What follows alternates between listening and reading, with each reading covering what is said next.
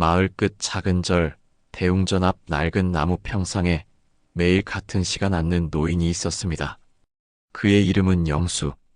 73, 회사에서 38년을 버텨낸 평범한 사람이었습니다. 참 이상해. 젊을 때는 시간이 없어서 못 쉬었는데 이제는 쉴 시간만 너무 많아. 영수는 매일 오전 9시면 이 자리에 앉았습니다. 집에 있으면 답답하고 그렇다고 갈 곳도 없었거든요.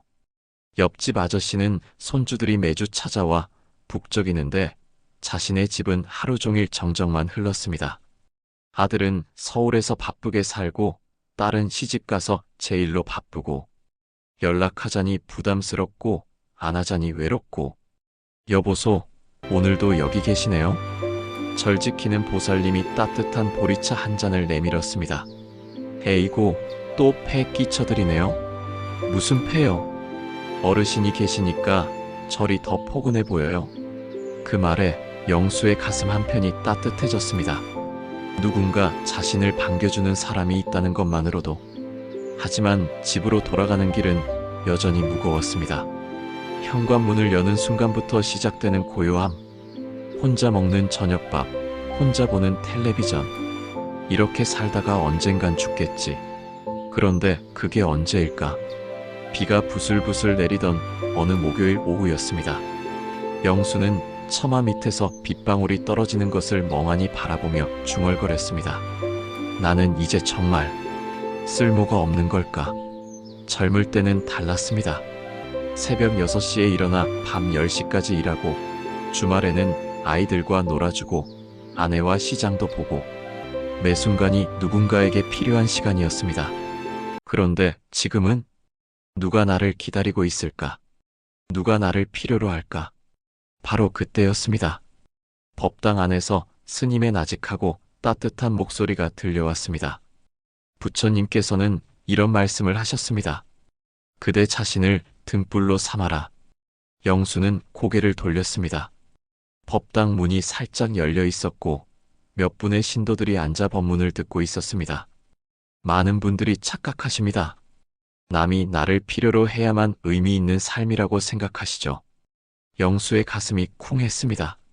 마치 자신의 마음을 들여다본 것 같았거든요. 하지만 생각해보세요. 남을 위해 살아온 그 긴 세월. 이제는 자신을 위해 살 때가 온 것 아닐까요? 스님의 말이 계속되었습니다. 살아있다는 것 자체가 이미 빛입니다. 오늘 하루를 견뎌내는 것, 그것만으로도 충분히 존재의 가치가 있습니다. 그날 밤 영수는 잠들지 못했습니다. 스님의 말이 계속 귓가에 맴돌았거든요. 자신을 등불로 삼아라. 새벽 5시 영수는 일어나 창문을 열었습니다. 아침 공기가 차갑게 폐를 파고들었습니다. 아, 내가 살아있구나. 그 순간 깨달았습니다. 숨 쉬는 것, 걷는 것, 생각하는 것. 이 모든 게 기적이라는 것을. 며칠 뒤 또다시 비가 쏟아지던 날이었습니다. 영수는 절마당의 고인 빗물을 보며 문득 이런 생각이 들었습니다. 비가 아무리 많이 와도 하늘은 사라지지 않는구나. 구름이 하늘을 가려도 하늘은 여전히 그 자리에 있듯이 외로움이 마음을 가려도 자신의 인생이 사라진 것은 아니었습니다. 그날 이후 영수는 거창한 계획을 세우지 않았습니다. 대신 이렇게 다짐했습니다.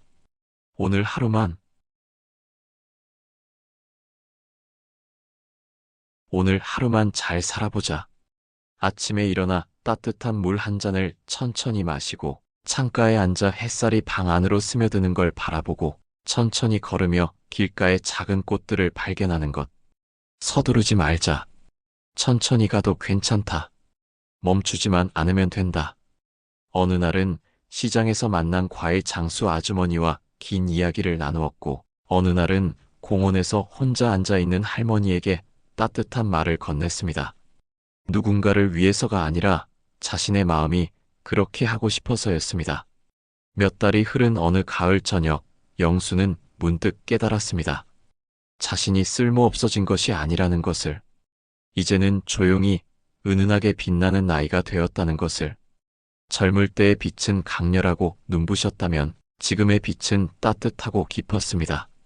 나는 여전히 살아있구나. 여전히 빛나고 있구나. 절 앞 평상에 앉아 석양을 바라보며 영수는 처음으로 평안한 미소를 지었습니다. 혹시 지금 하루하루가 힘드신가요? 당신은 이미 가족을 위해, 세상을 위해 충분히 애쓰며 살아오셨습니다. 이제는 스스로의 등불이 되어도 됩니다. 비가 와도 하늘은 사라지지 않습니다. 당신의 삶도 사라지지 않습니다. 오늘 하루, 단 하루만이라도 자신에게 따뜻한 말을 건네보세요. 고생 많았어. 잘 살아줘서 고마워. 당신은 여전히 빛나고 있습니다. 외로운 여러분에게 이 글이 위로가 되기를 기원합니다.